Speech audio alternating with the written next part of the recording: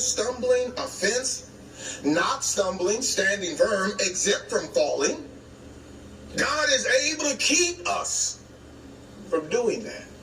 Now, how does it work? Because sometimes people hear things you didn't say because they write the rest of the story. I didn't say once saved, always saved. I didn't say God's going to keep you against your will. In fact, Jude talks about both.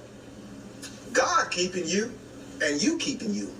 Which is kind of the way it works. Notice verse number 1. Jude says, Jude, a servant, bondservant of Jesus Christ, brother of James, those who are called beloved in God the Father, and kept for Jesus Christ. Well, verse 21 says, keep yourselves in the love of God.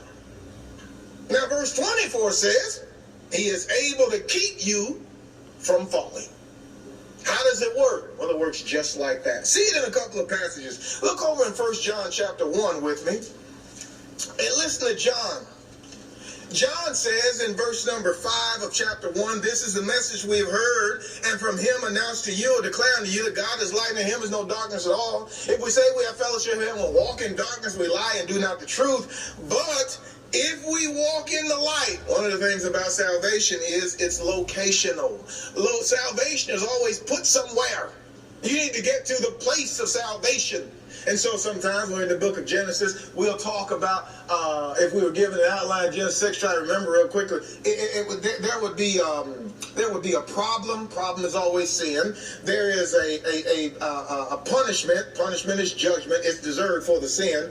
And then there is a person. Person is always used by God to carry out his purposes and his plans. And then that person is given a plan. There's always a plan of salvation. And that plan sends you, culminates in a place. It's always located somewhere. For instance, you walk through the Old Testament, you'll find that you need to be in the ark.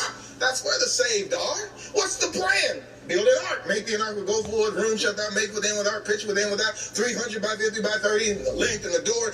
Get inside. Everybody in the ark was saved. Go a little further, and you'll come to Exodus 12, and you'll need to put the blood out on the doorposts and on the lintels. And when you put the blood, get in the house and stay in the house. Get all the leaven out, stay in the house by midnight. Be ready. And when I see the blood, where?